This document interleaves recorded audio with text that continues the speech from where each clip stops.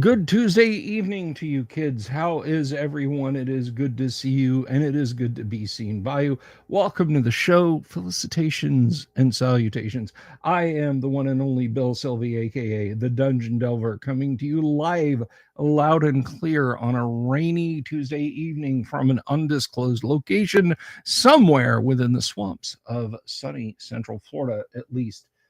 That's the plan. How is everybody? I hope you're doing absolutely fantabulous. Jack Neller, good to see you. Damien 247, part-time DM, your first time here. Well, thank you very much for stopping by, and I certainly hope you're subscribed to the YouTube channel. It really helps. But regardless of whether you are, regardless of what you are doing, welcome. Welcome to City 17. It's safer here. No, I am glad everybody is here. Kenneth, good to see you. Orbital Air, Paul Ravenscall, Great Old Ones, Jorge Uribe, Totally Micah, and I think that's everybody checking in right now. As Caliber, good to see you, sir. What is up?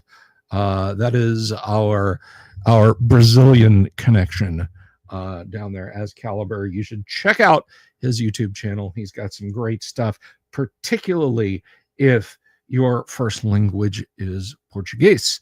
Otherwise, you will have to rely on YouTube Translate, which is actually not bad. It's enough that you can sit and enjoy. Orbital Air, no, we're trying first edition AD&D, and we're loving it.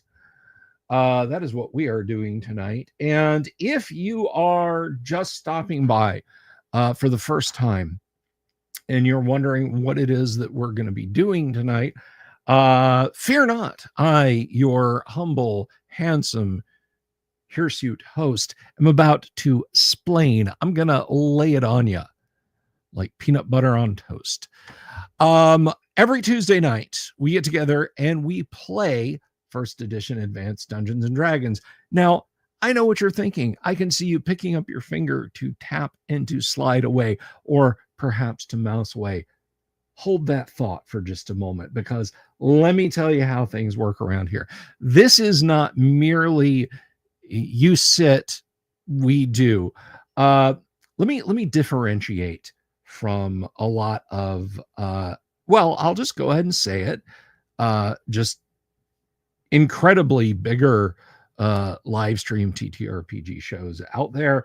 We're different from them because we actually play the game. You see, tonight we could get 10 minutes in and then everybody's rolling up new characters because there's been a TPK.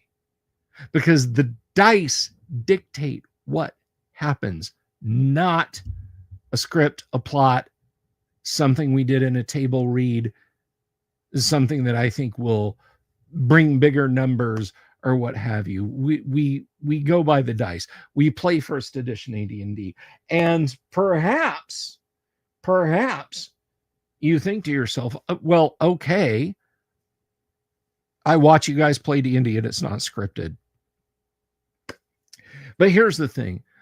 If you've never played first edition AD&D, or maybe you currently play first edition AD&D, maybe you're looking into playing first edition AD&D, whatever case it is, if you have questions about what we're doing, about characters, about turn order, about combat spells, whatever is going on, I want you to ask those questions. Ask them right in the live chat, and I will do my level best to answer those questions for you. Insofar as they don't take me so completely out of the game that we can't continue. If your question is, will you read the Advanced Dungeons and Dragons Dungeon Master's Guide to Me beginning to end right now, Bill? The answer to that question is no, I won't. But no, if you have a nuts and bolts question, whatever it may be, a lore question, you're curious about Greyhawk, then please hop in and ask your question. If I don't answer your question, one of my august group of gamers here at the table may answer the question. And if they don't answer the question. One of your fellows out there in the chat may answer the question, because, folks, let me tell you something. I have the smartest and the best looking audience of any 5-night-a-week classic TTRPG live stream show that runs here on YouTube. And I will kill on that hill. I'm not dying on any hills. I will kill on that hill. So that will that will absolutely do. You will get your question answered. And if it goes by and nobody answers, ask it again. Just say, Bill, I asked you a question, you know, and I'll do my level best to answer your question, because that is how we do it. TB, good to see you. Smart and handsome. Hey, Gonzalo, put the right club down, buddy. Ease off those hammers. Smartest and best looking. Does that mean you need? No, you stay put. You're one or both of those crowd, Paladin Steve. Mr. B plays. I remember I rolled up a human and I really wanted to be a mage, and my highest stat was intelligence. Barely got to play him. I feel for you, man. I feel for you. But one thing I will tell you is, if you need to quickly roll up a character, folks, I got an application for you. CROM, Character Record Organization Manager software. With this, you can create, edit, save, share, manage, level, drain levels, add XP, add treasure, take away treasure, sell treasure, buy equipment, dual class, multi-class to your heart's content for 8 and 32-bit for 32 or 64-bit Windows 8, 8.1, 10, and 11, and it even runs on Linux under Wine. That's right. CROM is the tool you need to bring your game to the next level, and it can be yours for as little as $25 dues. Just drop me an email at the email address going down across the bottom right there, and make CROM part of your first edition AD&D game tonight. Folks, it is entirely 100% first edition AD&D compliant. Every class, every race, it even does psionics and bards. That's right, because it's the thought that counts. So anyway, how about some poison saves? We'll see about some poison saves. So anyway, check out CROM. And if CROM's not your thing, I get it. I completely understand. Check out our merch. We have some lovely merch created by TSR alum Tracy Lesh. Beautiful t-shirts, pint glasses. We've got stickers. We've got small wall canvases. Pick some up today. Link is in the video description. Mark Duncan, right out of the chute, before we get started here, is asking, what is the difference between a secret door and a concealed portal? So let me tell you something. Mark, you see this door behind me here? This door right here? This goes out into my workshop, my outer garage. If I moved this bookcase here 90 degrees and leaned it against that door is concealed. Odds are, with a little bit of looking around the room, you would spot that fairly easily. Maybe not. Maybe I could make it up. The door itself is obvious once you look behind the concealment, whether I hung a rug over it, whether a tapestry, or put a bookshelf in front of it, there's an obvious door. A secret door would be if I removed that door frame and I got, say, some masonite board, and I did a thin layer of cement on it, and then did an absolute paint match with the stone wall behind it, and then came in and filled in the seam around it with like white toothpaste or something. So you don't even know that there's a door there. That is the big difference. That is where the difference comes in between a concealed door, that is a door that's visible, and a secret door. The door itself is invisible, and I don't even put any concealment over it. It just looks like part of the wall. There's your difference. So now you know. Oh, you're quite welcome, Mark. You're quite welcome. So, with all that said, I have babbled on for 10 minutes now, and I'm going to babble on for another couple minutes. I want to make a couple of quick announcements, and then we're going to jump into the game. I promise. First of all, Kevin is back with us tonight. And it is wonderful to have Kevin back with us because Kevin is an awesome dude, and he has been recovering from a little medical procedure, and we have missed him sorely. Kevin, we've missed you sorely. So I'm very glad to have Kevin back here. He has been part of the game live streams now since almost the beginning, if not the very beginning. And he stuck through them like a champ, even when we offed 4 Gamma World characters in a single night. What a night that was. But hopefully it won't be more of the same this evening. So I'm glad to have Kevin back. And speaking of people that like the channel and I like them, that silence you hear at the beginning of the channel now, because I've told you guys about the difficulties I've had with the licensing with the former music track that I used to use at the beginning of the live stream. That will hopefully get remedied in the not too distant future, and working tirelessly to make that happen is one of our other players.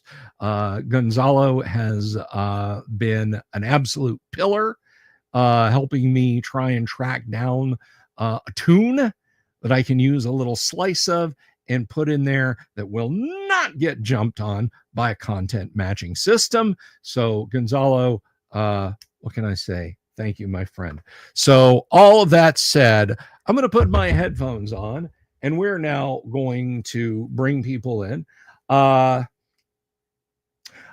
Eric K from EggCon. You're quite welcome. Thank you guys for tuning in. And thank you for hanging out with me at EggCon. I really appreciated it. It was a lot of fun. So with all that said, let's go ahead and welcome in our stable of unstable players. First up, we've got a guy who's got a fantastic channel on ancient history right here on YouTube.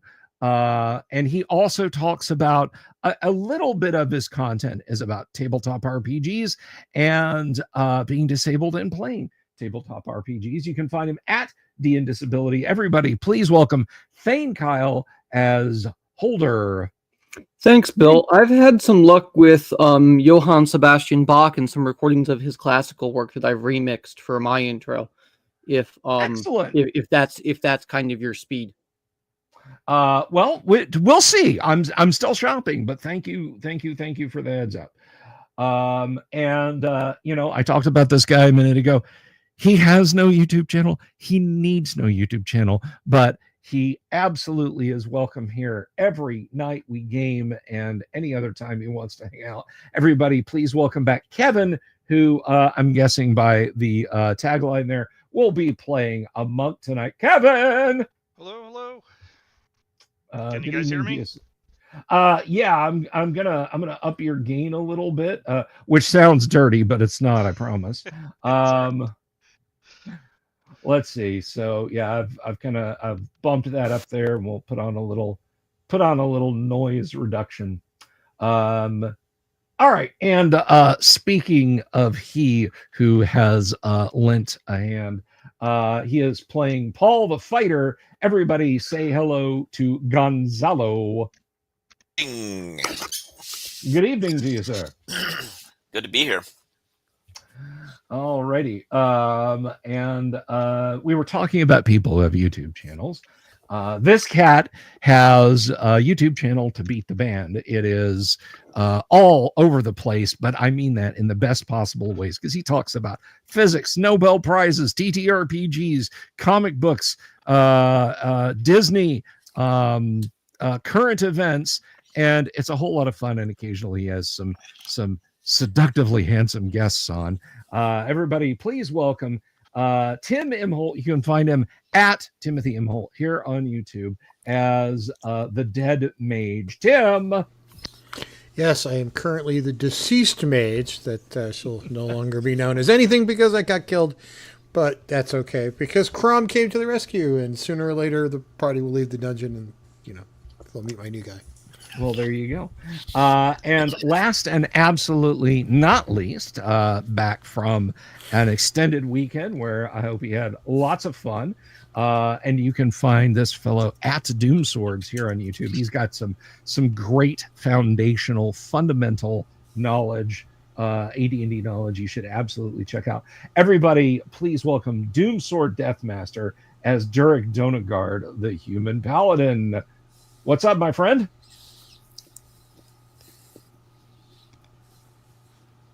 He's the man of few words. But sorry, that's okay. Hardware mute button. I was just saying, hey, what's up, man? How you doing? I'm doing all right. So, all right, gentlemen. When last we gathered, you were all squaring off against these strange obsidian-skinned fae folk who were making off with a group of hostages, slaves they'd purchased from the slave lords. You know not, but you're in the cavern. You're locked in mortal combat with them. Kevin, your monk, Pon, was biding his time carefully. He knew that lashing out against the slave lords while so many of the other slaves were somehow under sway of that strange sound, vibration, whatever it was that you managed to avoid the effects of, would have been foolish. It would have been throwing your life away. So you've been sitting, meditating, biding your time. You watched as a group of possible adventurers came through the slave pens and freed a halfling who had been feigning her effect. Some time passes, and then rushing back in, you see Marquesa and her bodyguard, but they're not acting like Marquesa and her bodyguard usually do. No, the one that you presumed is Marquesa is clearly some kind of mind-controlled imposter upon whose brain Marquesa's grip has been broken. The bodyguard starts immediately tending to the needs, cutting ropes and that sort of things. And he comes to the cell where you have been sitting and meditating and severs your bonds. You rub some feeling back into your feet, into your extremities, and you ask him simply, "Where are the liberators?" He points to the door and says, "They're down the hall in the great entry cavern." And so you sprint as quickly as you can into the open cavern. You see them fighting these strange, dark-skinned, silver-haired, elf-like beings. Just as you round the corner into the room, you see some of your would-be allies have been limbed with golden light. You know that some kind of spell is upon them. So that is where we begin. Good evening, Kabuki. That is where we will begin. And so you are, you're in this large cavern. You're about, I'll have to look at the map, but you're a good distance away from your erstwhile allies. That's not what I want at all. So let's get declarations for the new round. Some of you have been hurt. Many of you have been illuminated by a fairy fire spell. We'll start off with what is Holder attempting to do? My 7 snakes are still snaking. Your 7 snakes are snaking. Yes, and are there any of them clustered together, say, in a 15-foot area? They're spread out enough that you're not going to get any one in a 15-foot area, no. Or, actually, technically speaking, it's 15-foot radius, so it'd be a 30-foot area. Okay. Are you going for hold? No, it'd be silence. Silence, okay. All right. So if I can get like 2 or 3 of them together, because they're obviously casting spells. Do I know which one? Was it just one that cast the spells, or was it multiple? It was just one that cast a spell. Then I'll just target that one. Understood. Okay. So Cylon's 15-foot radius. Pawn, you are about 50 feet away from this group fighting these strange elven types. What does Pawn wish to do? Well, I have a move of 18 since I'm fourth, so I'm gonna try to get in there and slap someone upside the head if I can, open-handed. Okay. Now, there's 5 every 4, right? So is it one that it's 4 attacks and then 2 attacks? I mean, 1 attack 4 times and then 2 attacks. That is correct. Okay, so the last one is the one where I get the extra attack. Okay. Correct. All right. Okay. Gonzalo, Paul is continuing to battle. The presumably cleric is still getting the full brunt of my fury. Okay. Let's see. Now, Tim, you're currently running a fighting man in the party. You're still swinging that weapon? I am swinging away because. All right, and he's an NPC. We can use him as a meat shield, and I don't feel too bad. Right on. And so, Durek, you're doing your thing, right? That is correct, sir. Okay, so I was up there on that guy too, by the way. Right. So, the number of foes you currently face, 1 has been held. One has been held. So there are. Let me see here.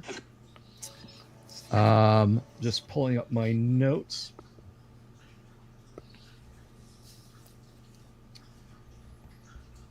All right.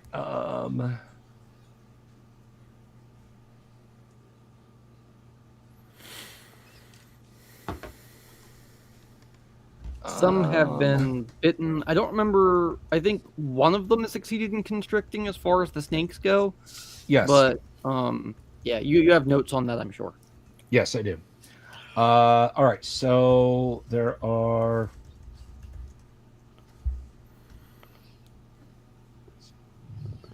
So 7, 6, 5. There are 5 still fighting you guys, not counting their obvious leader. So that is where we stand. We're going to start at the top of the rotation, and so Thane, go ahead and roll a d6. Hopefully the dice roller is working for us tonight. Well, I rolled a 1. The party rolled a 2. Yep. So you guys will act first. I just need to make a quick adjustment so our friends can see. Our friends will be able to see our dice rolls. So. I was about to say I didn't see them. Yes. Let me see here. And I just have to go and punch the key into here. Paladin Steve's out here ragging on your dead mage, dude. I see it. All right. This die roll means nothing. I just want to make sure that it is working now. That's the part of first edition Dungeons and Dragons you have to get used to is there are no saving throws. You're just dead. Oh, piffle. There are Sometime. saving throws, Tim. All right. Hey, Retro Familiar. Good to see you. Okay. Party goes first. So you traverse that distance with ease, and you're now standing up next to the what you presume is a leader who turns to face you. Well, he doesn't turn to face you, but he acknowledges that you're there, and he yells to one of the others and jerks his head in your direction. Pawn. Holder, you are casting silence. Silence. And my snakes are biting. Stroke. And your snakes strangling, your snakes stroke, whatever they're doing. Okay. All right. We love you too, Paladin Steve. Thank you very much for the super. All right. He was calling for TPK earlier. That's why I was like telling him to shut up, because he was calling for TPKs in the chat. I wasn't just shit talking him for no reason. He's paying for one now. Hey, not for $2. He's not getting one. Two more zeros and we'll start talking. Yeah, tack a few zeros onto that on the left-hand side of the decimal. All right, so we'll come back to the snakes, and your. I don't think silence has a saving throw. I think it just happens. It just goes silence. Yeah, yep. it's the spell every parent wants. Silence. Yes, it's a good one. Well, some parents know it. The verbal component is, I'm going to count to 3. Personally, I would take hold person over silence if I was a parent, because your kids can't scream if they can't move. Wouldn't argue the point. Okay, so Paul, go ahead and attack. All right, I'm going after the cleric still. Okay. Oh, God. That will not hit. Dooms? Should have did a couple of practice rolls. Yeah. It wouldn't make any would difference. have been 20s. Yeah, that's always the way. That's AC 4, unless there's some other bonus in effect, which I don't believe there is. Okay, that is going to miss. And finally, Tim, Lord. Your man o' arms. And honestly, I don't remember what I'm armed with, so I'm just going to roll to hit. 18! 18, regardless, that will hit. I think we kept it simple. I think it was a short sword that they had picked up from a goblin, so that is going to be a D6 for you. 5. All right, you slash him good, and he had taken a couple of minor injuries before, so he's not loving that. So let's see. More than a paper cut, but not fatal, is what you're telling me. Exactly. Now, spell me on monks, if you would, please, Kevin. If you do know, do they get move and attack, or it's been so long since I've run a monk. There's nothing in the rules that say they get move and attack or do not get move and attack. So okay. Well, we'll presume that it is standard melee stuff. So right. You move this round, but like you tumble, you leap, whatever you do. So you move up, and snakes. Go ahead and roll those snakes, if you would, please, TK. Your G20. There it is. All right. I'll roll them. I'll roll 3 at a time. I'll roll 3 and then 4. 6, 3, 2. So that's 3 no's. Yep. And we'll just go clockwise around the room. Sure. And then 14, 1, and 1. That's awful. And then one more. 17. So the 14 and the 17, maybe? The 14 probably not, but the 17 may. Let's see. Up to, if we treat that as up to 1 minus 1, which we do. The 17 hits armor class 4. Is that the venomous or not? That's a good question. Roll a d6 for me. Sure. Yes, it's venomous. I promise you, Bill. It's Probably not. All right. No, I was thinking high. 1, 2, 3. Yes. 4, 5, 6. No. 1, 2, 3. No. 4, 5, 6. Yes. Cool. So yes, that is a venomous one, and he now has to make a saving throw. Then save the venom. Yep.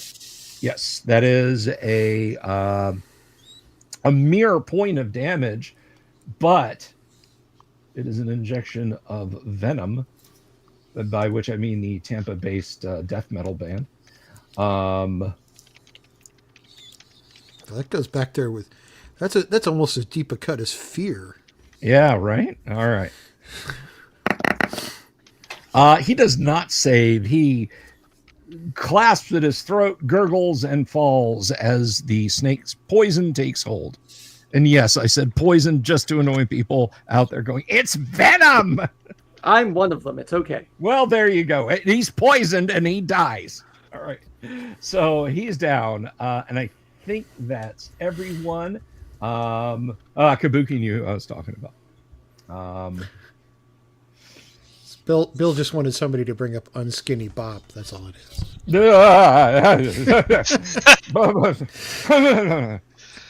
Oh, I worked in a record store during the waning days of hair metal. Please don't mention that horribleness again. All right. So that means there's 4, their captain and the type with a mace. The type with a mace is going to swing his mace at Durek. And he is not going to connect. The captain type lunges at Holder. And he says something in his sibilant tongue, and the others all turn and narrow their violet eyes and look very hatefully at Holder. Can I ask a question there, Bill? Yes. How did he get to me? Oh wait, I'm sorry. You're across the room. Damn it. Yeah, I'm pretty far okay. away. My snakes had to move to get to these guys far away. So well, like he belts somebody. Somebody got hit. Let's see. Durek. He slashes Durek. And he slashes you with a short sword. Durek, you take 8 points of damage. All right. Ouch. Lunges and stabs. Okay, and let's do the others here. This one is at... this one is also Durek. That is a miss, though. So that is the captain and 1. So that leaves 4 more. So 2 on Paul.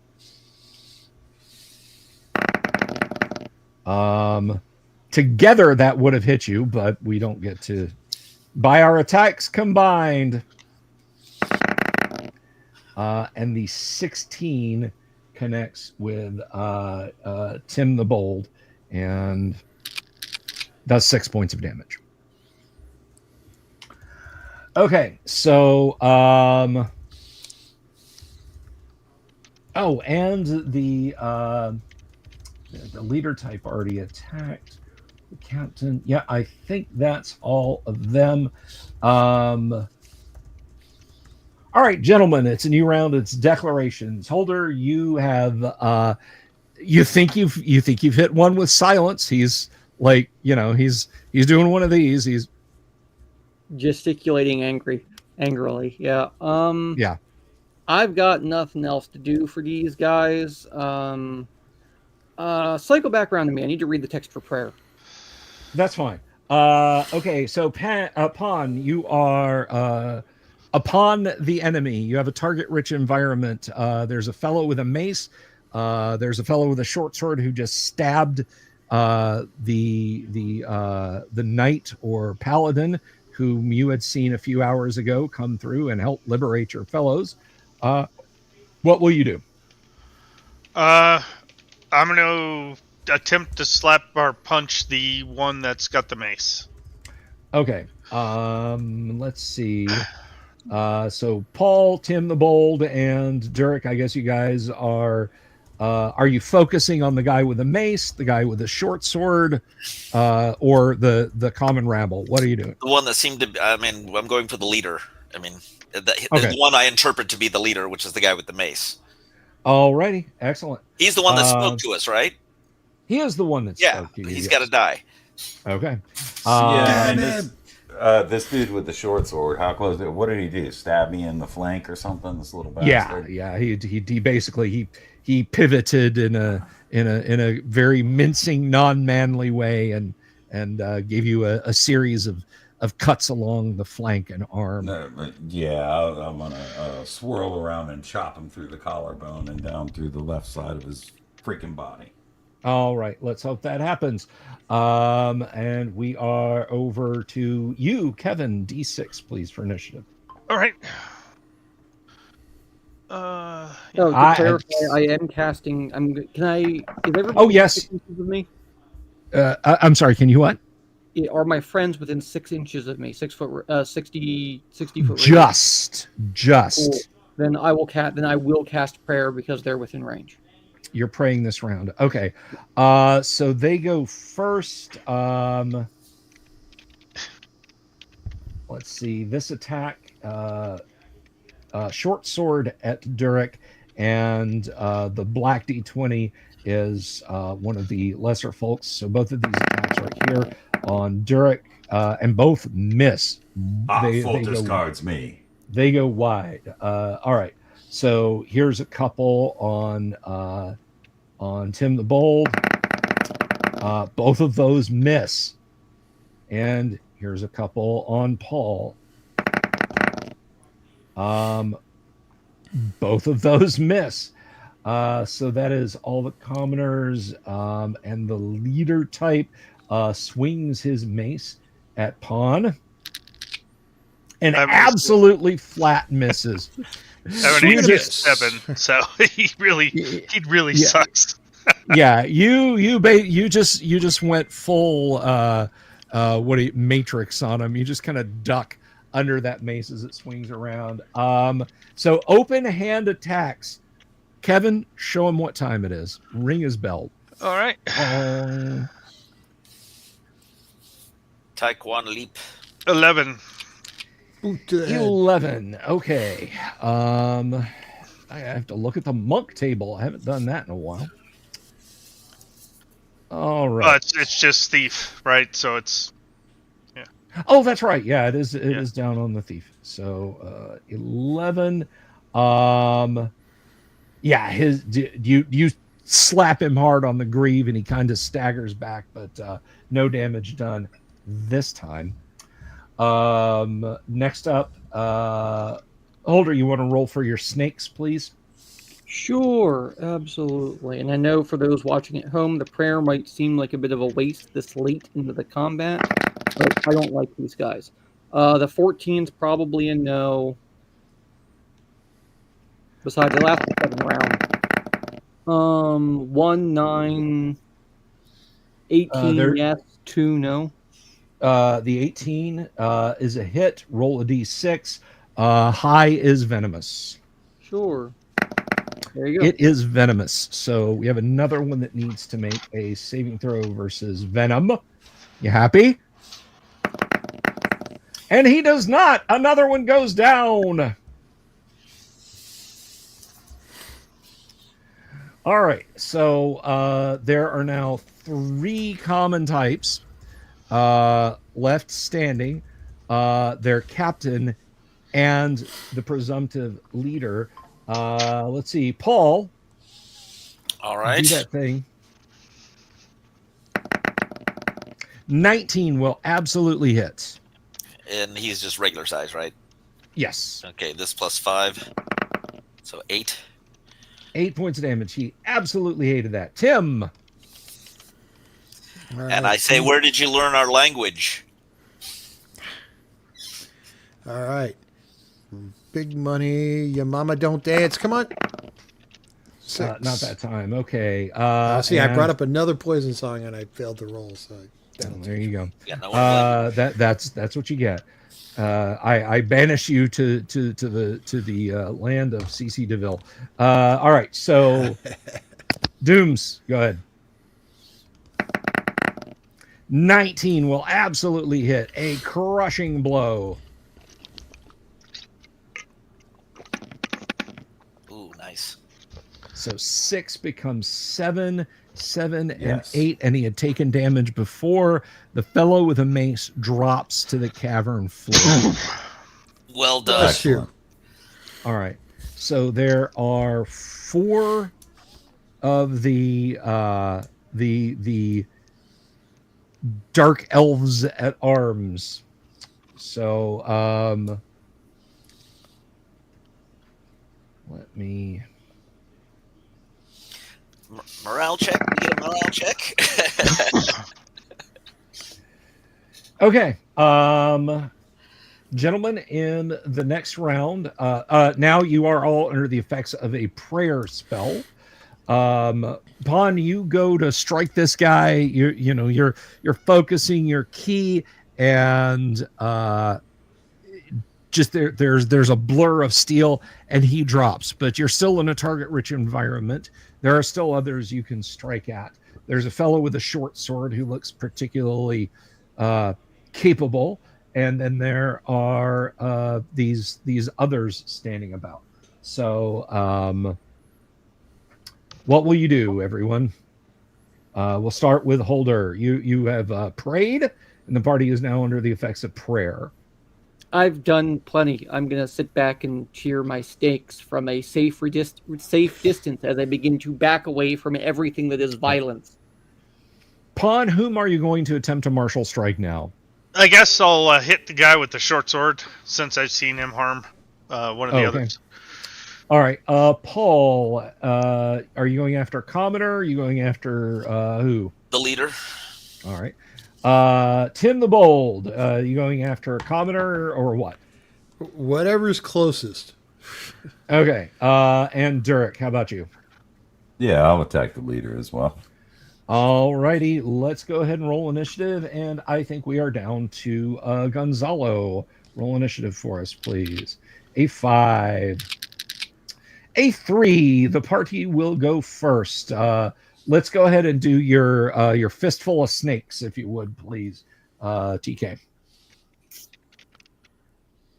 Sure. All right. Let's have a look. 2, 3. No, yes. Okay. Because one's an 18.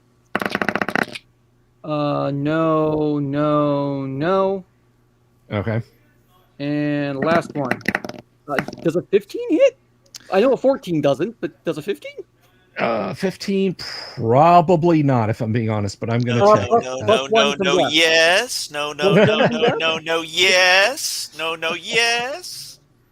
Kind of, except for the snakes, it's mostly no. It's not a good spell, it's a fun spell. But that will unfortunately miss. Joe Kaufman, how are you? Good to see you, my friend. All right. 1 to 6 for the snake? Yes. 6. That's 6. Okay, another guy's got to make a save versus venom, and he does succeed. Okay.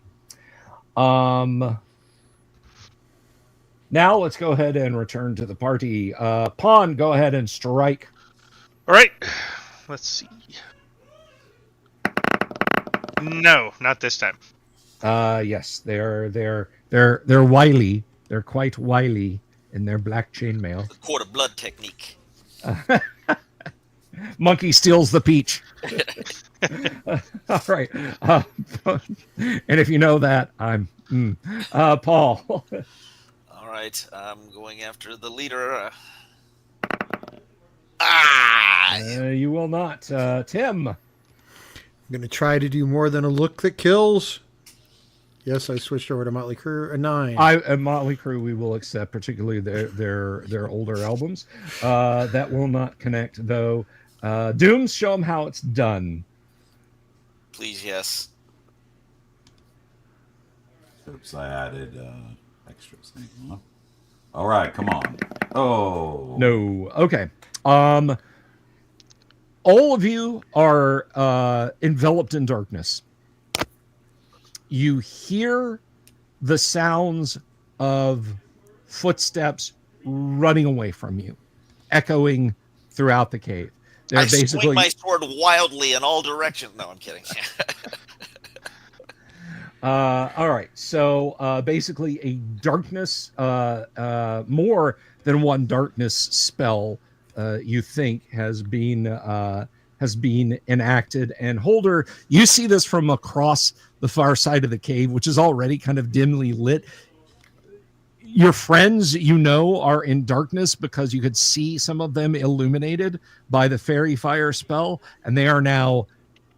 It is completely quenched. You cannot even make out faint grayish shadows, and you do hear the sounds of muffled footsteps. So top of the round, how about what is Holder doing? I am staying right where I am. Okay. Pawn, you are in darkness. Are you doing anything? Yeah, I don't think I have any ability to deal with darkness, but I'll attempt to hit somebody that was near me just a moment ago. Okay. I guess -4. If they're even there. I'm going to revise my action to start singing Simon and Garfunkel. Okay. So Paul, Tim, and Durek, you guys are plunged into darkness. What do you wish to do, if anything? Durek, are you there? I am. Everything has gone dark for me. I'm like, does he sound like he's close to me when he says something? Yeah, it sounds like he is about the same distance as before. Let's close the distance between each other, back to back. Very well. Sounds like a plan. I won't say it. Okay. And Tim, how about Tim the Bold? I'm going to take a few steps backwards and try to stay out of their way. Okay. Sounds like something really weird is about to happen.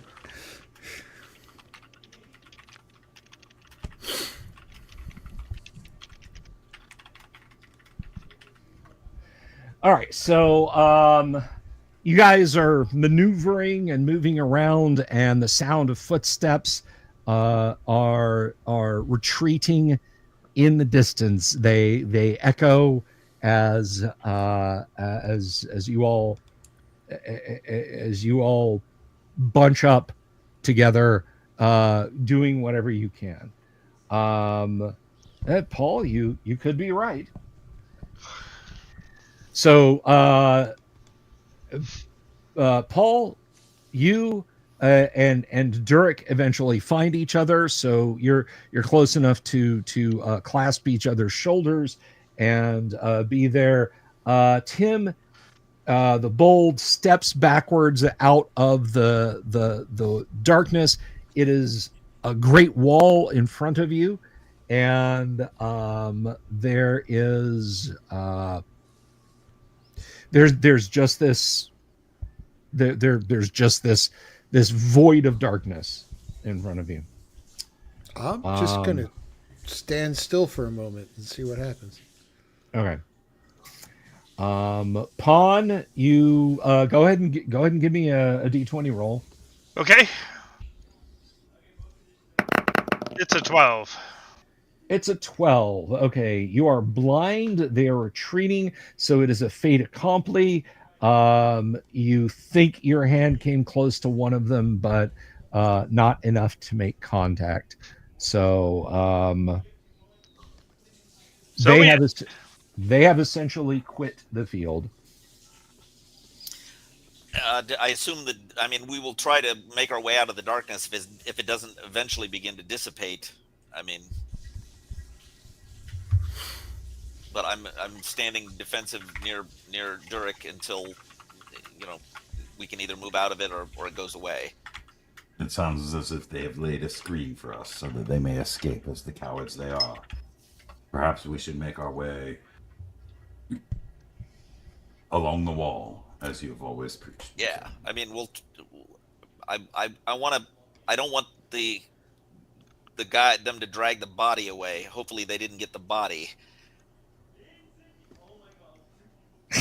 Paul is just out there. He's swinging for the fences. Perfect time for the random encounter. To answer the question I see in our comments here, yes, it is continual light in the pot, not light. Okay, right, but it's not over there in the 15-foot radius. Nor do I have a continual light at the ready. I prepped to dispel magic instead by party request. Right. Okay. So you guys, one of the things you notice when you're trying to regroup in the darkness is you are bumping in to persons in the darkness as you're moving along. So there's someone in the darkness with you, but they're not moving, they're not crying, they're not calling out. Well, they're not stabbing us, so they're not stabbing you, exactly. Someone dispel this foul wizardry. If that's what you want me to waste my dispel magic on, absolutely. I will happily dispel the darkness, DM. Wait, might it just go away on its own soon? Oh, we can't trust that. If we can get rid of it, we need to get rid of it. I have been told to get rid of it. Be told I was saving it in case like we were held or silenced or whatever. But yeah, absolutely. Go ahead. I'll cast dispel magic. All right. So go ahead and roll percentile dice. Yeah, I'm level 7 if it matters. Yeah, this shouldn't be terribly difficult to overcome. That is still sufficient. The darkness vanishes, and there's the bodies of the slain. The one that was held is not there, nor are the rest. So the slain are there, but the others have all quit the field. And also, let me see. There are 10 slaves just kind of standing there staring, blink, blink, blink. I rush over to the fallen dark elf, seemingly. I don't know what else to call him, and start pointing him out to her. Look at him. He's. I've never seen an elf like this before, and I start pawing at him and going through his effects. Very well, Paul. I wonder to where they have made off. Are there apparent exits? This one seemed to. Yes, there is a right where you guys had gone over where they were mustering this group is the opening to a tunnel, which very obviously slopes downward, precipitously downward into the earth. Searching the bodies, you find platinum pieces. They are not much larger or smaller in size than other platinum you have seen. I'm going to say you scrape together a total of 10 pieces, but the stamp on one side is 2 triangles conjoined in the middle. And then on the other side of it, there is the emblem of a spider. Most curious. I have written that down. We can put it wherever in the sheet, but I wrote down on my character sheet 10 platinum pieces with 2 triangles conjoined on one side and a spider on the other. Yeah, like an hourglass on one side and a spider on the other. Just hang on to those. That would be my guess. Everybody gather around. I'm going to go ahead and start chanting. So that way, because it takes 10 minutes to cast. So while we work and move, etc., It's pretty much the only spell I have left, so I'm just going to go ahead and start casting it now. There's no writing, or this guy didn't have any kind of leadership papers or anything on him, just money? Anything with weird writing? Yes, actually, he had some kind of it is a brooch of some kind, but you're not sure what it signifies. You're not sure if it's mere decoration. You're not sure if it's an emblem of rank or it's what. Striking enough that I noticed it.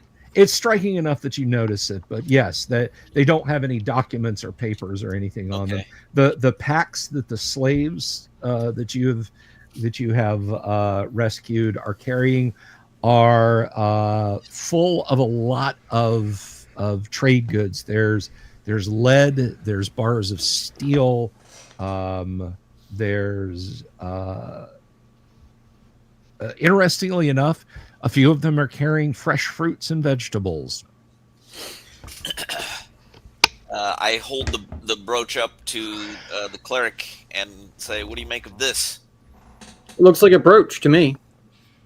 Yes. Thank you. I know Deus jack shit. Let me see. I'm just gonna You can't. Don't ask me questions while I'm trying to chant. I can't respond. Oh, okay. Sorry. I'm just going to eat an apple and watch while all this goes on. So do you appreciate violence, Holder? I can still flip you off and chant at the same time.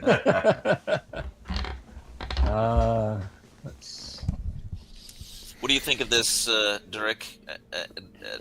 Is it like, I don't know, maybe obsidian or something? I don't know. I'm just trying to visualize this thing in my head. Indeed, I am not sure. I know that we can either go back from whence we came, or we can pursue and see where this leads. Perhaps it leads to an inner sanctum where we will find the true evil behind this place. These are the decisions that are going through my head at the moment. I mean, these are clearly a separate people that are just customers of the slave lords. Perhaps they are, but they must have got in somehow.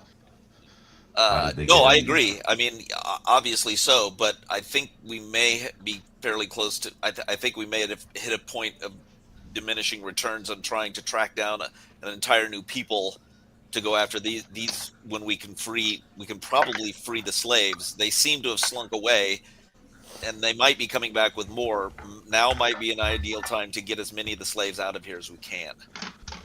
Perhaps, but I must caution that we have left many times in the past and returned only to find it refortified, and hard-fought battles were fought each time in order to make it to the heart of this evil. Did you make it here? This is the first time. We've been on separate incursions numerous times, perhaps 5. I'm fine with your leadership on this, your moral leadership on this matter. If you think that we should head on into that, it wasn't likely that we were going to survive this encounter. It's very unlikely we'll survive that. But if your moral leadership says that we go in, then we go in. I'm searching for resolution. One thing I will point out, because I fear I was not as clear as I might have been.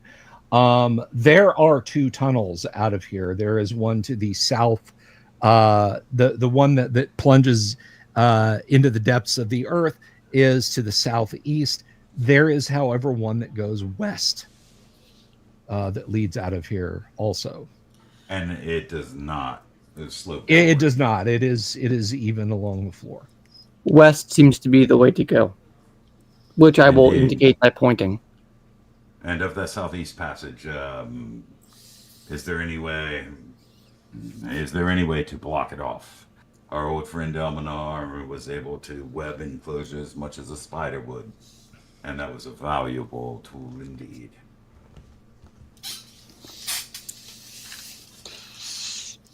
I don't see. I mean, I don't know. I don't know how big it is. It does not appear to be to be. There's no door. There's no boulders that can. Whatever we might do would be easily taken down by numbers alone. I mean, there must be if they're here as a caravan to buy slaves.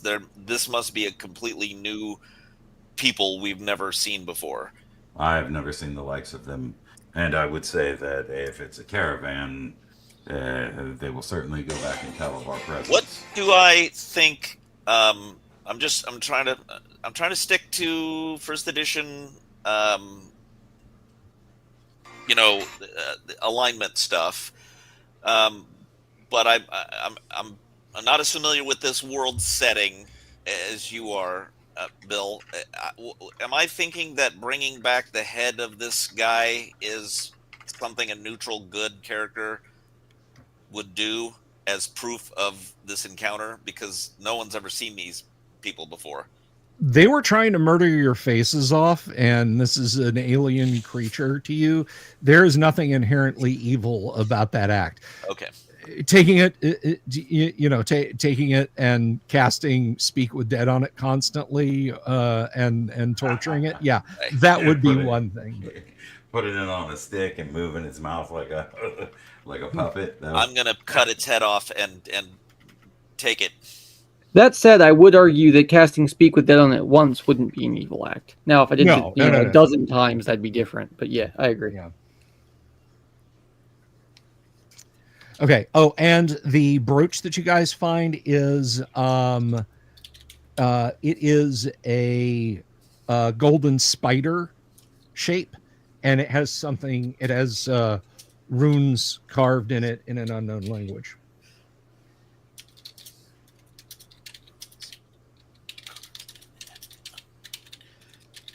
Well, I'm not going to put it on. If anyone else wants to carry it, they can. If not, I'll just put it in with my other belongings. Unless someone wants to wear this thing or take it from me. No, I don't. I don't think so. Yeah, and I don't rightly know where we would put it. Document it right now. Put it away and wrap up the head in some cloth and toss it in the backpack or bag, whatever I need to. Tie it around my belt if I have to, but I'm bringing proof of this back. Pon is going to approach the group. Okay. And thank them for bringing the opportunity to escape. And wants to know if there's space for me to assist in the removal of this very evil blight on the land. You were among the slaves? I was waiting for an opportunity to escape, and yeah, it's just happened that you guys came by. I would think that you'd be looking for vengeance, if nothing else. I'm not for vengeance, but I have seen much evil here, and it has unbalanced the ways of the, of the area, not only locally, but from a, balance of good versus evil as well.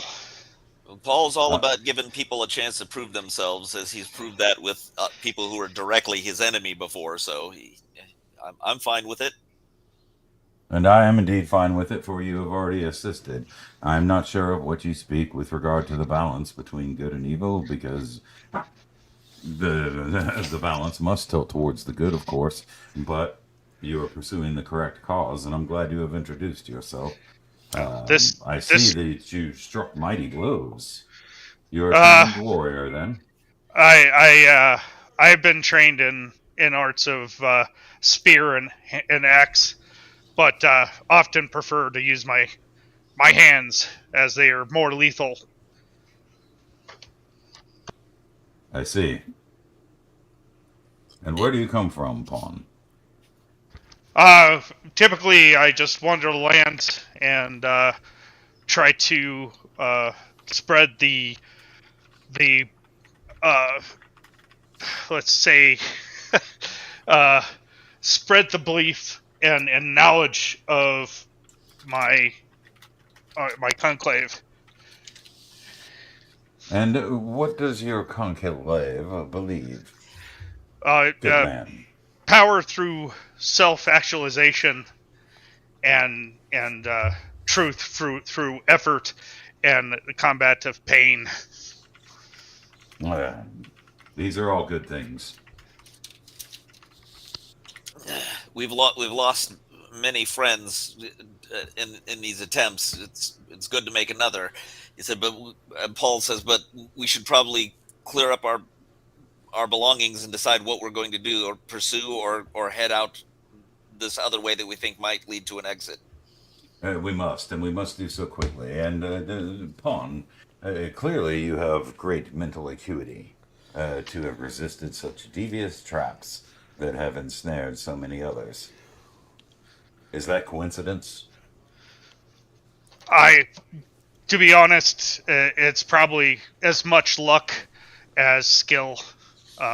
There is great evil here, and in large quantities. Those creatures that you just saw, I have witnessed some of the acts they perform, and they are cruel, even beyond what you would normally consider evil. So you are also a humble man. I will accept your companionship without question. For now. Well, I appreciate the opportunity to prove myself, and I will prove that I will not shirk from my duties, and will fight to the last. As must we all. That much is welcome. So what think you, Paul? Obviously, I suppose the passageway that descends precipitously into the darkness is out of our concern now, and we must travel to the west. I don't know if it's out of our concern. I mean, for now, but I mean, we can come back. I know we've never made it this far. If this is a way out, this way may be a shorter way in to this area. Right, and there could. I do not know. I must admit, I do not know, but we shall find out. I say we try to get as many slaves out of here as we can now. Should we check the passage first and then come back, or just start rounding up? I believe we should check the passage and see if it does indeed lead further into the complex or outside. All right. For the sake of Fultus, I wish it was so. We'll head down the western passage that does not slope, in our usual pattern with Durek and Paul up front. Okay, so you move down the passageway. This goes a great distance. This is well over 400 yards south, because as soon as you go west, it curves to the south, and you think this must be going a pretty good stretch of the legs. When you come to a point where you can see it curving back towards the southeast, all of you get a whiff of something that it feels like a lifetime since you've tasted: fresh air. Breathe the air of freedom. Indeed. So the passage opens into another huge cavern that is perhaps 70 feet east to west and 60 feet, maybe more, north-south at its widest point. Sitting on barrels, standing around, leaning against a tunnel opening to the southwest, where you can actually see a bit of daylight filtering in. You see a group of 9 hobgoblins who have been listening as you've been approaching, but they are they surprised by you and your sudden appearance? Well, let's find out. Let's see. Let us see. They heard the chanting. They heard the approaching. They didn't know what to make of it all. They are not surprised that you're here. They are on alert. They grab up their weapons and move towards you. And one of them points with his sword and says, "That's right. Sniff the air. It is the closest you will get out of this place." Ha ha ha ha ha ha ha ha. And they charge you with a capital C. Let's get declarations. Holder, you're still back there chanting? He's silently chanting. Sorry, I was on mute. Yes, I'm still chanting. Okay. Pawn, how about it? If there's nobody I recognize, then I'll attack them. If there's somebody I recognize, I'll speak their name before I attack them. These are all hobgoblins, so okay. No. Okay. Well, that's just as well. They have ranks and numbers unless they're very high up in the pecking order of hobgoblindom. Paul, you are being charged by some hobgoblins. There are 9 of them total. What are you doing? There is really no. I mean, they get to it. Are they getting to attack first, or I'm just declaring now, right? We're doing declarations in first edition AD&D under the condition of charge. The longer weapon strikes first. Not initiative is not rolled. It is the longer weapon. They have swords, so it'll be, incumbent on whether or not they're long swords or short swords. Spears, etc. Okay. Well, I mean, I just stand next to Durek. I'm just prepared for the charge, and I'll attack when I can. All right. And they have pole arms. I said they have short swords. They have pole arms. They have arms. Okay. Yeah, we're gonna go ahead and we're gonna make those. Let's just make them halberds. That's nice and simple. 1 to 10 damage each. Okay. I changed my mind. Okay. With this new information, I have an idea. This probably doesn't work with the current rule system, but I have an idea of something I want to try. There's 9 of them. We're going to get our ass kicked here. So I'm going to try to reach into the bag and throw the drow head out in front of them on the floor. Okay. All right. Pawn, you said you're striking at them when they get over here. Yes. Tim the Bold, you gonna swing sword at enemy? Yes. All right. And how about Durek? He charges as soon as he sees the movement. Okay, so basically it's charge versus counter charge. Their weapons will strike you guys first. So I'm going to go ahead and do this. So Durek, you are charging. So there's 3 that veer off and want you. So it's nice to be popular. All right. You are struck once. They all do get -1s. You can't. Okay. You know what? That is I'll tell you what that makes me. Now, see, the thing is that there's the charging AC, which I suppose applies to them as well. Yes. And it's right, no dexterity bonus? Not for them, no. Right, but I mean, for you, the bonus you don't get is if you use a shield, you don't get that shield bonus. Right. If you don't use a shield, you're at -1. Right, and I do use the shield, so that will give me 2, and then will give me an AC of 2, -1 for the chant, and -2 for protection from evil. So effective armor class will be -1. Okay. Well, even that 17 manages to miss you. So that was 3 that attacked you. Here's a couple swinging at Pawn. They are Pawn you. And I have a 17 becomes a 16. And what is Pawn's armor class? It's AC 7. AC 7. Okay, so you are struck once, but for 3 points of damage only.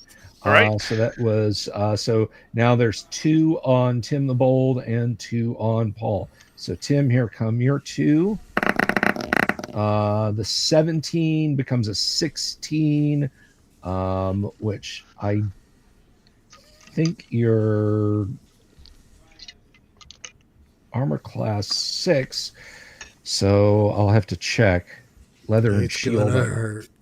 Let's see. 17 becomes 16. Yeah, unfortunately that does catch you.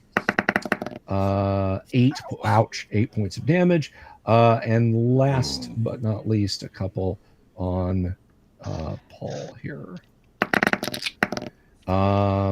15 is the one possible. 15 becomes 14. And that is armor class 2. Armor class 2, yeah. That will miss. So they crash into you guys, and now you may attack them. You may counter strike. Let's start with Pawn. Okay. Put your hands pawn him. It's a 14, so what, a 15 with the prayer? Yes. Nice. All right. And his armor class is 1 lower because of the charge. Let's see. Thieves and assassins. Clerics, druids, monks. You absolutely hit him. I didn't hit by more than 5, right? So. You did not hit by more than 5, so he is not stunned, unfortunately. Yeah, 5 damage. 5 damage. You don't need to have stunned him. You drive his jaw into his brain. He kind of spasms forward as he charges. Like you just kind of duck around the pike and slam your fist up into his face, and he just kind of keeps stumbling and collapses on the floor next to you. All right, Gonzalo, you whip the drow head out and throw it. We will see what effects that may have had in the next round. Well, I just want to take that back. I sort of hold it up a little before I do. I don't just lob them at it so they can't see what it is. I hold it up. Okay, no, I got you.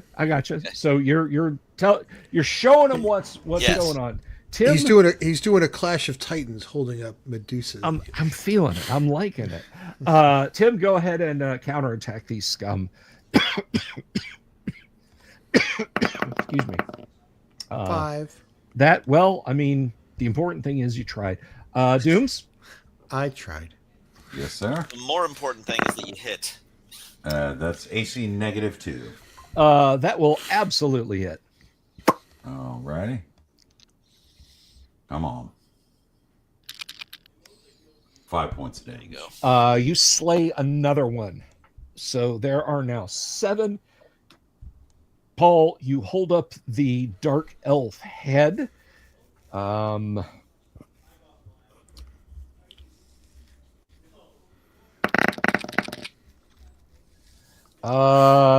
Let's see.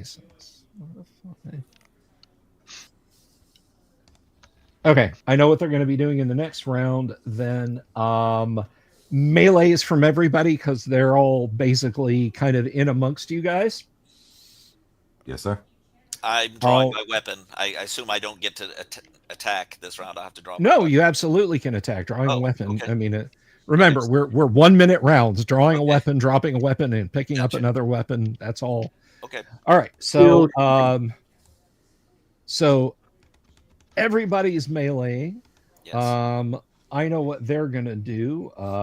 Let's go ahead and roll initiative. And I think we've gotten down to you, Tim. Roll initiative for us, please. 5. 6. They are bolting for the tunnel that you guys had come out of. You kind of met them in the middle. They're basically trying to use their charge momentum to just go straight through you guys, heading for that tunnel, screaming bloody murder. Anybody that wants to swing on them, including our monk, can strike at them at +4. I will certainly do that. Yes. 5, 6. I guess I get +1, and it's +1 for the prayer. Or I get I'm +2, +1 for the weapon, +2 for strength, +1 for the bless, +4 for the rear attack. Yeah, So that, yeah, you actually do hit. Okay. These are they large? No, these are man-sized. All right, so this plus 5. 8 as usual. Yeah, you literally just swing at him as he's coming by and got him, and he tumbles. He never gets much further past you.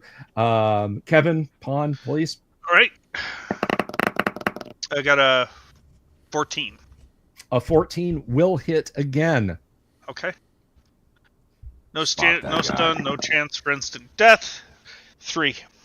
Yeah, that arm's not going to be working right for him for a while. Tim, I get to roll again. You get to roll again. See if I can do better this time. Big bucks, no whammies, and a 2. Oh. That's a whammy. Let's see, 2.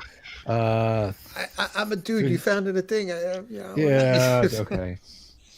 All right, and finally, last but not least, Durek. Right on. I missed my spell. That will hit. No -5.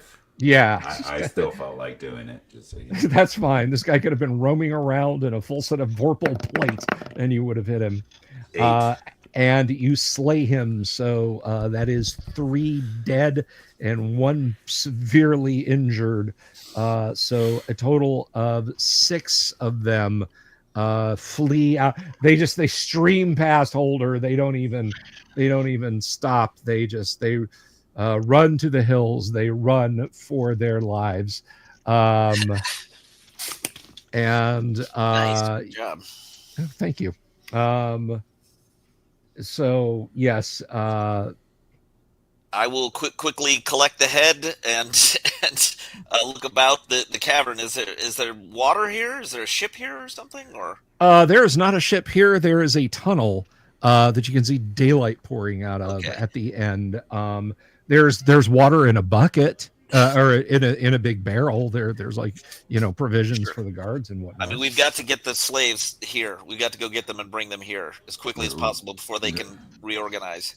Yes, however, we find ourselves in a conundrum. Rounding up these slaves and taking them out has not historically been the most easy thing to do.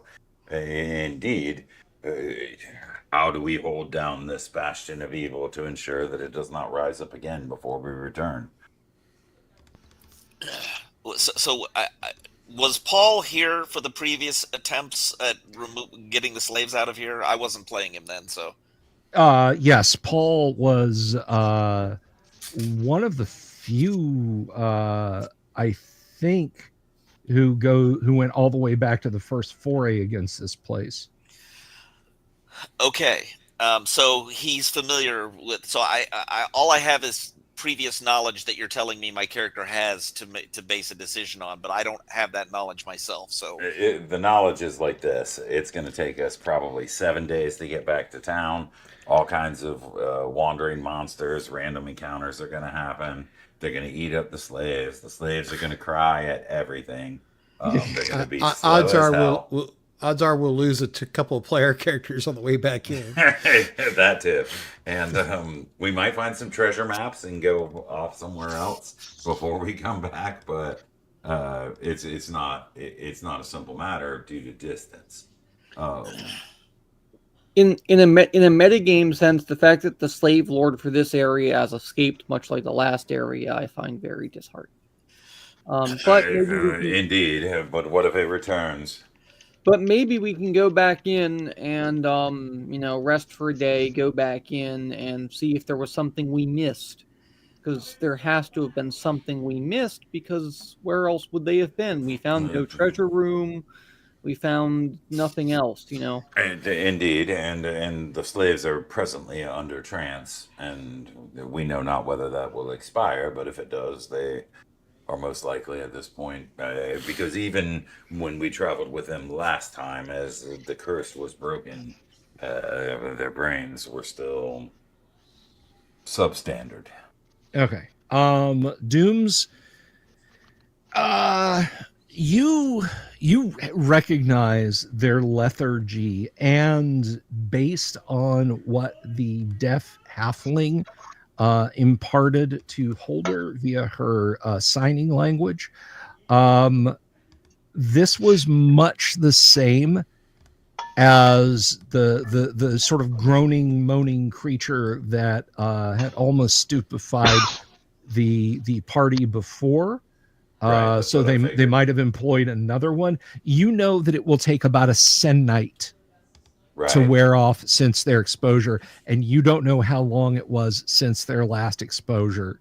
2 days. Right. That ties in with what I was thinking, because I remember it was several days, and we were out on a plane or whatever, overlooking like the seashore, and they started waking up and freaking out, and I think we may be able to get to spur many more local people to action when they see this spider-shaped, cursed-looking brooch, and these people who were buying slaves and taking them presumably underground somewhere. You know, we have evidence of not just slavery but invasion of another possibly army. I mean, I think yes, that's a point. I'm just making a point. I'll still defer to your moral judgment of what we should do. Well, and it's not so much the moral judgment, but the practical one, in which I always seek and appreciate your counsel.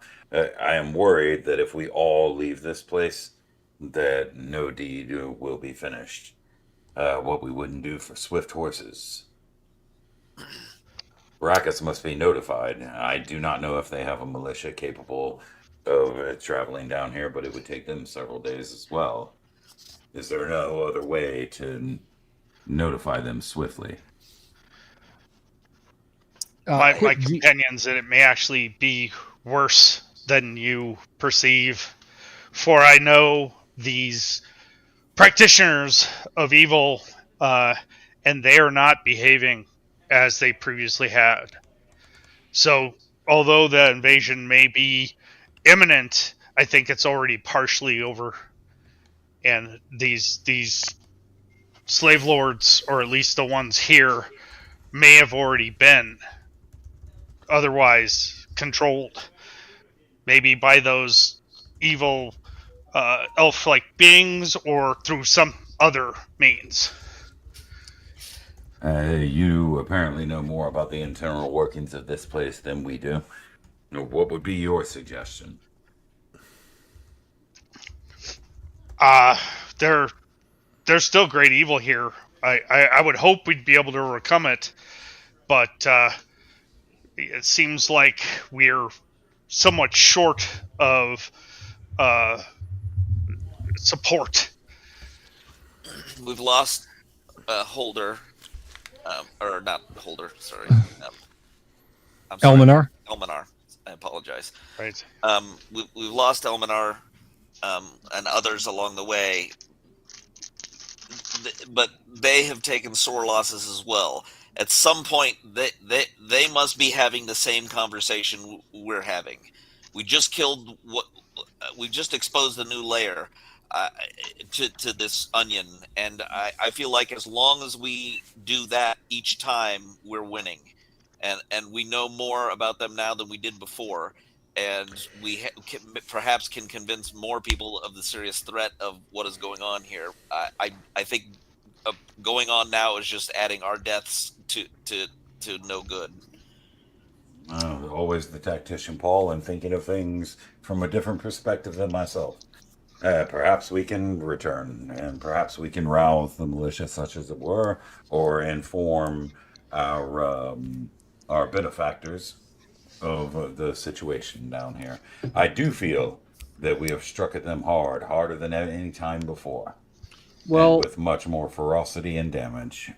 We know where this tunnel is now, correct? Yes, you can suss out that this tunnel is essentially you are maybe at this point where the tunnel comes out 500 or 600 yards southwest of the stockade, and also you are below it. It does slope up somewhat, but you will essentially, you can tell by looking up that it comes out in a dell, which is in lower ground than the and I do want to point something out. Holder, you were saying something about not finding any treasures. You do recall the vault in the U-shaped passage with the secret doors where you fought the werewolves and whatnot. There was some kind of vault down a very small tunnel with little push carts on it, but other than that. Okay, I didn't process that as a player as a vault. Okay. I apologize. I didn't know of any other way to get to it. It seemed like a dumbwaiter was what your description of it was. At least that's what I took it to be, some kind of dumbwaiter for coin. There didn't seem to be like any other way into it, like any way for us to get into it beyond the tiny dumbwaiters. Correct. So it's kind of like, congratulations, here, I'm going to throw you in an oubliette 6 feet underneath the kitchens and let you starve while you can smell fresh bread every morning. Good job. That said, party, I've given up on my chance spell, if you couldn't tell. Why don't we rest for a day, go back in, gather the slaves, clear all this out of treasure, etc., and then if we really want to come back in, we can come back in through the lower entrance where there's not going to be any resistance, or even if there is resistance, it's going to be, a tenth of what it would be going through the top again. And go from there. I mean, if we come back in 2 weeks, 3 weeks, 4 weeks, maybe the she-wolf returns, right? Maybe the crazy lady... I just want to. I am sort of metagaming here because I know that we have somebody who doesn't have a character to play, and going back to the town allows that to happen. If I understand our situation, yeah, I agree. And we had that chance a while ago, and we didn't take it, and it's been kind of probably excruciating for a couple players. Yeah, I think that somebody should, at the very least, not me, just because of the way he is, but somebody should kind of scout out outside that tunnel, turn around, look at the keep, and see if there's any sort of somebody with good eyes, if there's any sort of activity, either around it. We'll do that either way. I mean, we'll do that either way. But I think we're making a decision of are we going to head back or head back in, and I'm saying no, not head back in. And I admit to metagaming in my opinion. I think we rest for a day, get slaves and treasure, and then leave, right? But if we don't get the treasure, we're not going to get it again, and I'm not going to walk away from this without treasure a third time. And I'm not going to walk away from this, at least without saving the slaves, because it's the whole reason why we're here. And Derek cares not for financial gain, so he's kind of with Paul on that, which would be rescue. Expedient retreat. Would we be rescuing the slaves though, given how they behaved? We just got done talking about how they can barely survive the 7-day journey. But they won't survive here, right? So if we just leave them here, they're just going to end up like starving to death or something. They'll snap out of it once there's some distance, I'm sure. Even if I have to, they do. And even if I have to gather them together and, one by one, whether it's, cure disease or remove curse or dispel magic, I can do so. If I had to take an estimate, we are talking about 50, perhaps, men, women, and children. Yeah. I mean, that's whatever the group decides, then I'll go along with it. I would say that can we go back in as we are now, just right now?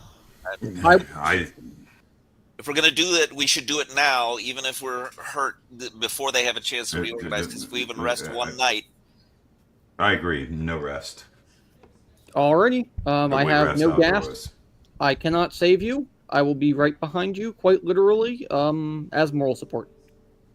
Indeed, and as comforting to the slaves as you can be, given that you are a resident medic and comfort healer and a man of peace.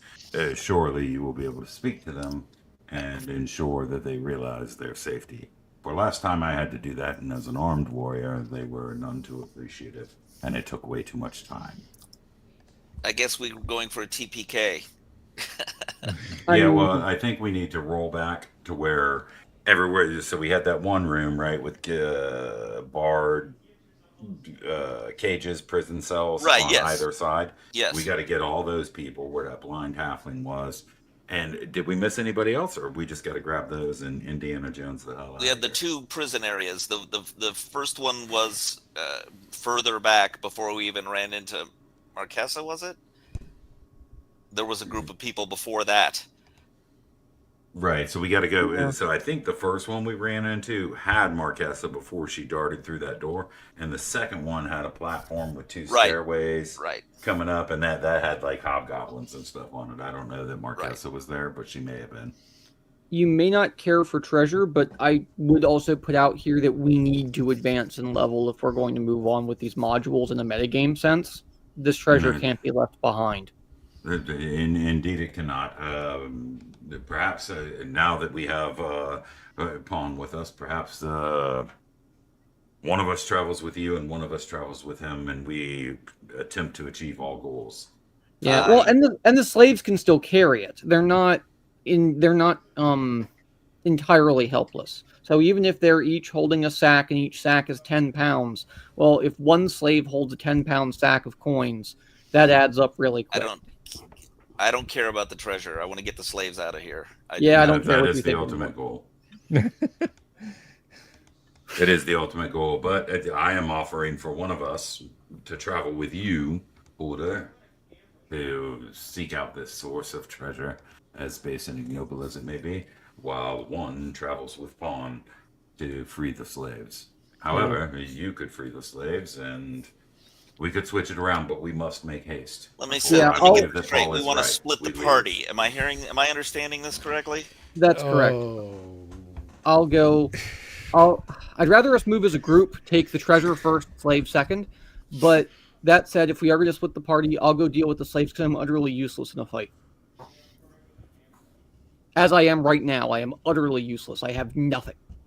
I can conjure animals once. I believe we have chased them all out. We have been through here. Perhaps I am wrong. All right, fine. Let's stick together. We're not splitting up the party. Always the tactician, Paul. Lead on. Yep. All right, let's go. I'm not happy. This splitting party is a TPK. Let's just face it. We then die we can together. all roll up characters through Chrome. So I mean, hey, that's fine. It'd make the leveling process painless. Okay, so heading back in, I'm guessing you go back to the larger prison first. Yes. Just for clarity, Bill, those people that fled went back in. Yes, they did go back in. All right. Going back to the large prison. There you encounter the ersatz Marquesa and her bodyguard, who greet you with cautious smiles, and they say, "My friends, I did not." Well, he doesn't say "my friends." He said, "My lords, I did not expect you to be back so soon. Have you dispatched any further? We're getting the guards? slaves out of here. This is your chance to get out of here with us." Indeed, the light of Folders has shone upon us, and no doubt should be cast in that direction. We must leave quickly. I will try. I will try. And there's a man further down the hall, barricaded into a room with a crossbow at the door, and we told him that 3 knocks would allow him to escape. Yeah, the first guy that we made join us. Yes. They got destroyed. All right. Some of the slave he reports. He says some of the slaves are less listless, as if whatever miasma had overcome them is starting to loose its hold. This is a hopeful thing. the poor wretches in the cave yonder, and he points to the cell that's got the collapsed wall. They came forth to ask what news. I told them that you had gone to chase down servants of the greater Marquesa, and this seemed to satisfy them. They too seem eager to leave. But I shall go. This fellow, you say, 3 knocks, and the fellow with the crossbow will let me in? Indeed, without shooting you, provided he is still alive and has not perished. All right, and if you give him basic directions on where to go, he can find it. He's holding the elf woman's hand, and they depart to do that. So the yeah, there are a few people kind of blinking confusingly rather than just sitting and staring straight, but not everyone is like that. It's easy to take a head count at this point. You're looking at about 130, and that there are men, women, and children here. Halflings, elves, even a half orc is among them. So you've got quite a few folk here. It sounds like I will only be casting Create Food and Water. Got it. Okay. So where do you? Go ahead. Well, we'll just make this simple. As you guys are looking them over, making sure that no one is badly injured, just literally not but a few moments later, the bodyguard, the false Marquesa, and the engineer return to you, and he grins wryly when he sees you and says, "Well, if I'm being entirely honest, I thought I'd be cutting my own wrist with a belt knife to avoid Marques's wrath, but here you stand, good as gold." He shoulders his crossbow and says, "Well, Captain, now what?" Where, and I'm looking at Holder is the one. Holder is the character who was wanting to find treasure, right?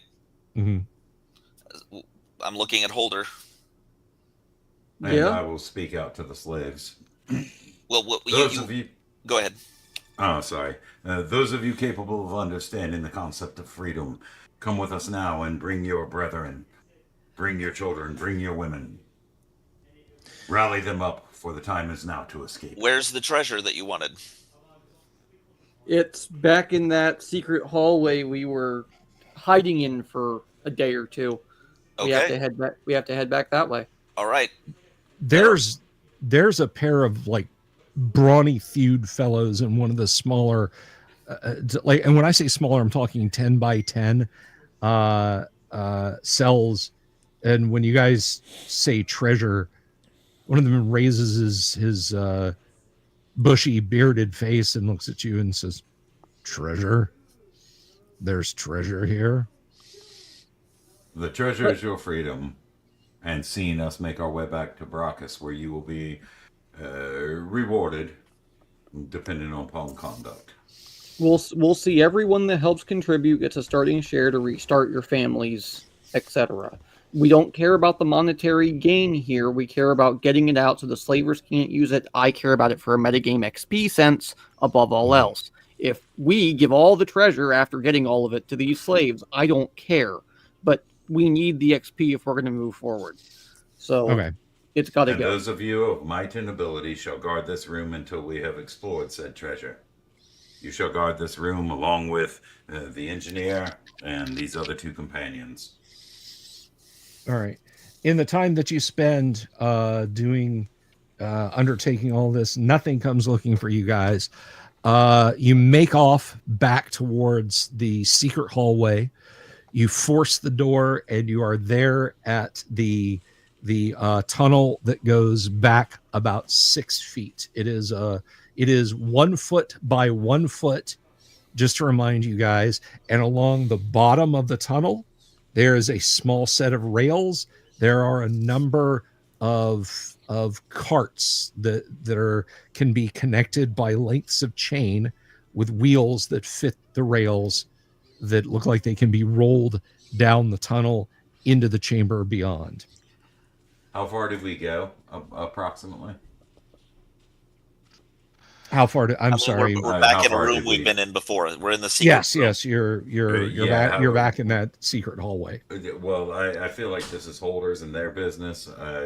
We got them there, so I'd like to make my way back to about the midway point. Okay, and sort that's fine. of guard the journey from the slaves to the treasure. Alrighty. So, now what?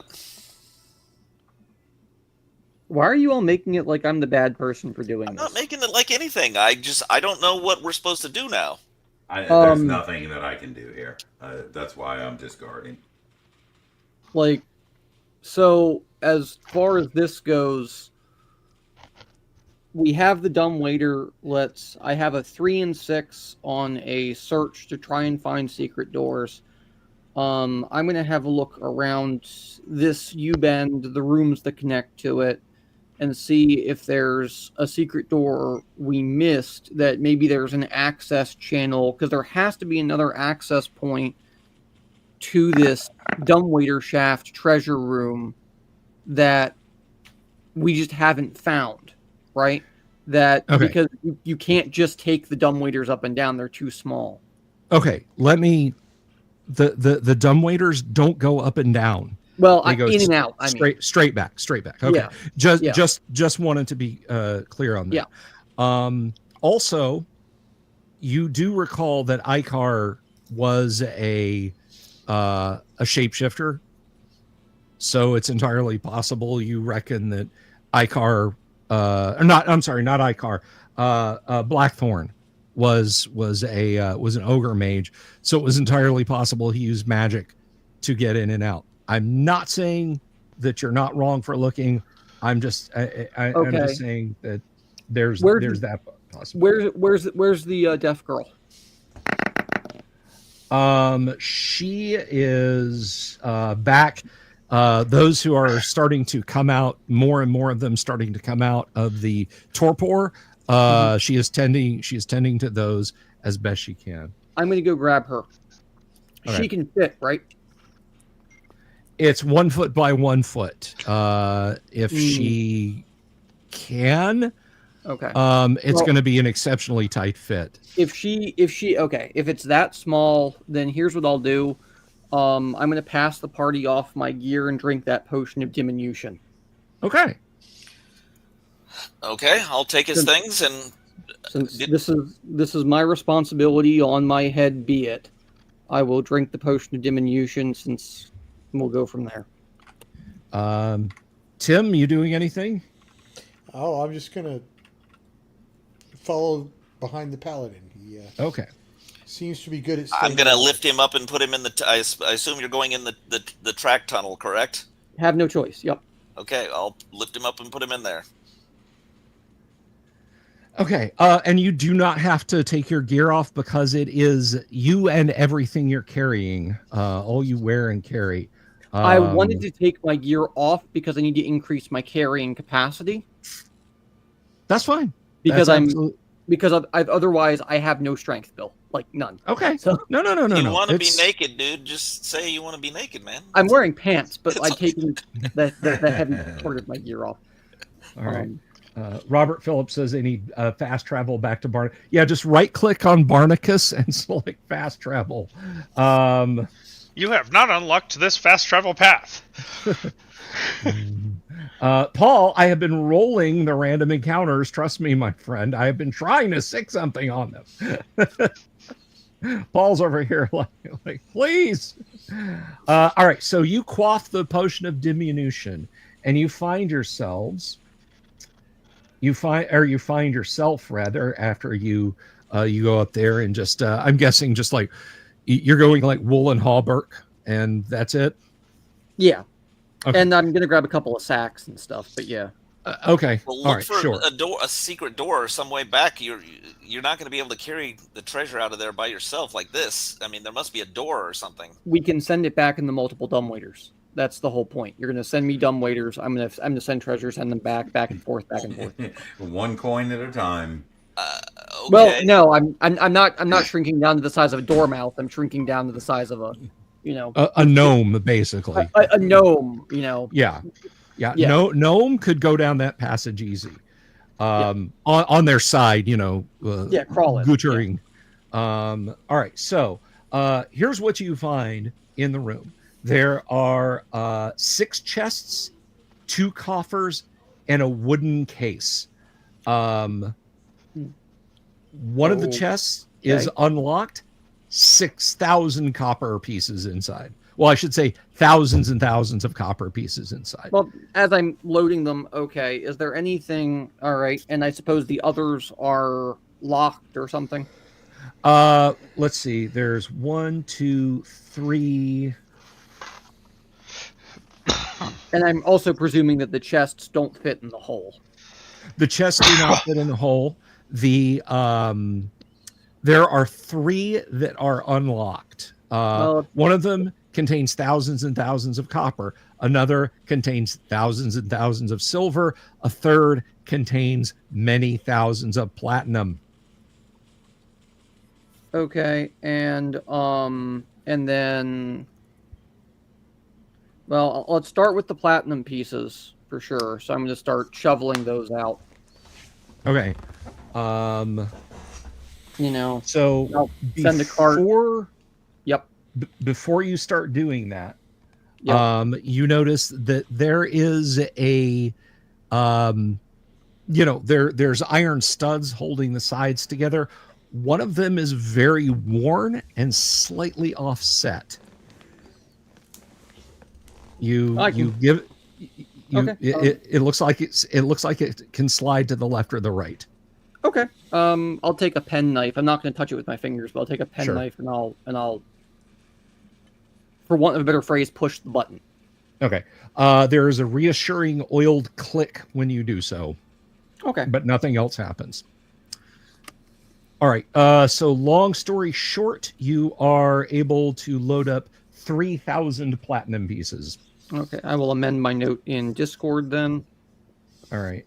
And ship those out first. Okay. And so what else? The silver you said was unlocked as well. Yes. Yeah. Remind me, guys, what was the conversion from silver to gold? Is it 10-1 in this edition? 20. It is 20-1. 21. That's not super duper worth it. Let me see what else. Let's see what else is available here. The others you said were locked. Yes, the others are locked. Okay. I'm going to burn my last cast of Spiritual Hammer, which is my last spell, and beyond Detect Magic. I'll also burn a Detect Magic as well. Detect Magic first. Okay. Chest. We'll just call it chest number 6, and both coffers and the wooden case all radiate magic. Cool. Chest 6, coffers, case. Mm-hmm. And I wasted my Dispel Magic on darkness. Cool. It could be beneficial magic. Bullshit. All right. Magic hammer, smashy time. Let's go ahead and smash the one that's not, because there's one that's not magical, but is locked, right? Yes. I'm going to apply a magical hammer from a safe distance. Prang. Okay, you smack it. There is a twang. 3 darts fly across the room out of hidden ports in the front, ping off the wall. You said you were a safe distance away, so no worries. Thousands and thousands and thousands of gold. Excellent. Can I, as I ship all that away, can I get an idea as to how much? You think it's around 8,000 gold. I mean, you move hundreds of pounds of gold. Like your little gnomish arms are killing you. Yeah. Okay, now for the magical stuff. Do I have any idea how much time I have left in my potion? I know it's measured in turns. It is. Let's see, potion of diminution, and I had that pulled up right because here. I'm assuming Holder is mindful enough that I'm not going to drink the potion. Well, actually, I guess I could have gotten away with drinking half the potion, then drinking half the potion again because I'm not going full size, like full Dormouse size. But that's up to you. I tell you what, roll a d20. Sure. And compare it to your wisdom. You want low here. My wisdom is not that great. But a 15. My wisdom is a 16. Okay, so you think, hey, I might have to get out of there. There might not be a door. So you drank half of it. Tim, roll a d4 and add 1 to the total. I don't know if I can handle that. Hey, I'm just trying to give you something to do. A 2 plus 1 is a 3. 2. All right, 3. So 9 turns, 90 minutes. Okay. And I'm going to say that you have spent about an hour of that loading treasure. Well, so you've got 30 more minutes on this use. Also, real talk, this room's full size, right? So it doesn't matter if I'm large, quote unquote, in this room. That is correct. Yeah, that is correct. Cool. All right. Well, I'm going to apply the same violence, the same act of violence to the next object filled with coinage, preferably. So the next, let's say that cask. I guess Paul called it the elixir of Pym particles. That's a good one. Yeah, pretty much. 2 for Holt. Thank you, Paul. Thank you very much. Is there anyone in the room with me, with Paul? Somebody else can pay my swear jar. Awesome. I think Pawn is with you. Pawn, it might be a good idea to try to get the people we're going to try to get out of here arrayed with a basic, perhaps helmet and cloak and whatever meager weapons can be found to at least make them appear to be a fighting force from a distance. Do you think you could run down there and get that process started? We'll attempt to do that. All right. I mean, just so we have it as a concept. Just like straw dummies on the castle wall. Yeah, I mean from a distance. The engineer says, I can gather up some gear for those folks if that's what you need. Thank you, sir. All right. So the engineer heads out to equip those who can.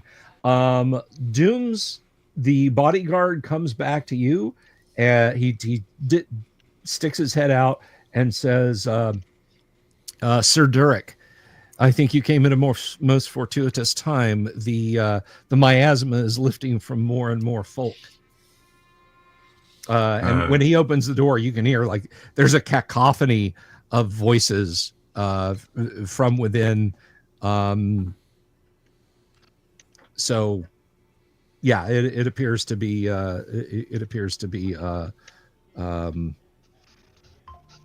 doing that thing. Holder, you are smashing one of the coffers. The cask or whatever it was. Well, there's chests and coffers and a wooden case. Case, that's it. Let's start with the case. Okay. I'll see if I can smash the hinges or lock. Okay. Well, you don't have to smash that one. It's not. It's. Okay, so it's not locked or magically warded? It's latched. Okay. So opening it up, it's a lovely mahogany wooden case. There's a crystal display jar. The jar is sealed to a pewter stand, and inside it floats a coin-like amulet suspended in an amber fluid. So that's what you see. It is some kind of weird display. Fit in the chute?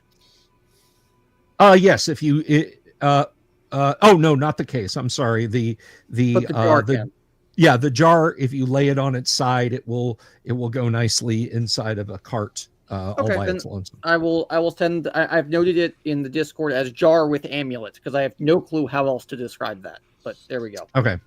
All right, and then let's go for one of the coffers next. Okay. I'm just going to tell you, you bash on those with your spiritual hammer, and all you get are dented locks. Okay, and I presume it's the same with the chests. No, actually, give me.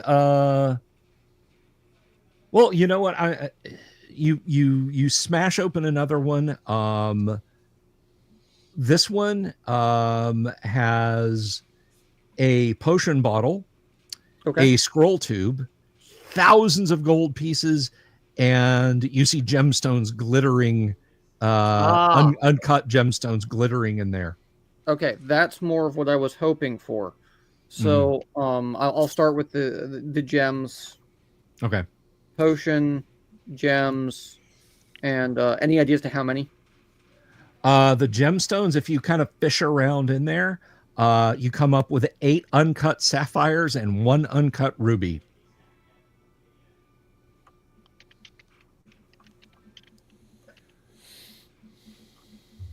And it was a scroll case? Yes, a scroll case and a potion bottle. Okay, and any ideas to how many thousands of coinage? You're kind of becoming a hand at this. So after digging around for a bit, during which, whoop, you're now full size again. Yeah, yeah. You think there's probably maybe 500 or 600 pounds worth of coins, gold in here.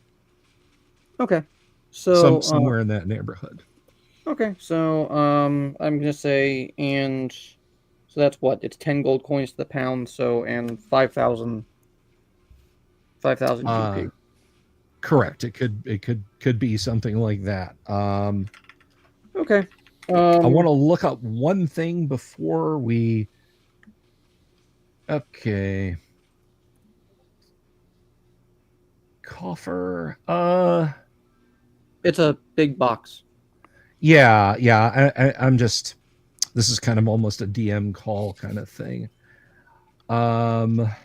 Reinforced usually used to hold goods, not very mobile. Yeah. It's just more dimensions. I mean, I've always thought it was kind of a smallish box. No. No, they're big. They're strong boxes. Medieval coffers are like reinforced chests. You would think of as almost like a bank chest or like a sea. Think of like a sea chest. Okay. All right. Yeah. So the you've got the coffers to sort out, and we will sort that out next week because we are at the top of the hour. I want to thank everybody for gaming tonight. Thank you all. TK, Kevin, good to have you back, man. Good to see you back, brother. Paul, Tim, Dooms, thank you all for being here tonight. And next week continues the looting. Now, I have a special announcement.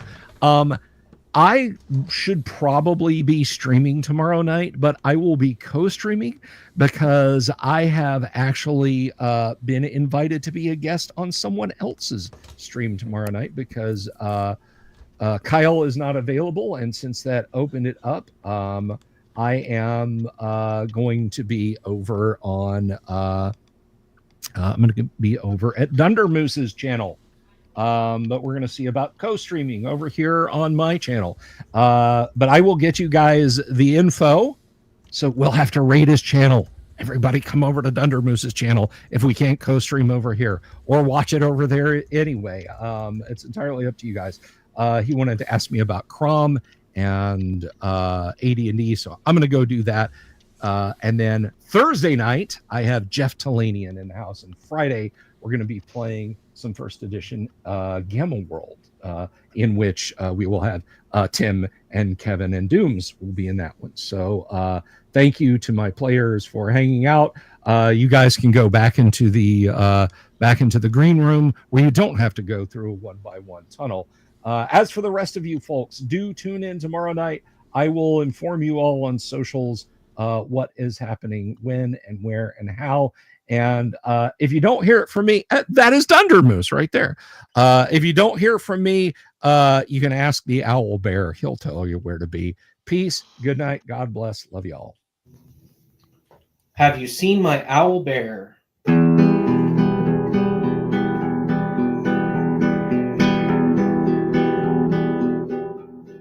Here's to all the weirdos everywhere, in the woods and in the air. Have you seen my owl bear? Should I shave off all my hair? Bobs are all around, some live in tunnels underground. Some are fat, some are rich, some are sleeping in a ditch.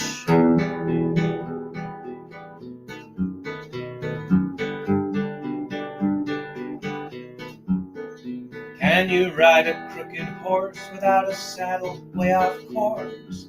Naked as a toad, all the way to Smoky Joe's. Have you seen the little creep driving fast in his little green Jeep? He smells like fish and brandy, but his rotten teeth look dandy. Take me to the show, I don't care if fast or slow. From action flicks to dancing dicks, just take me to the show.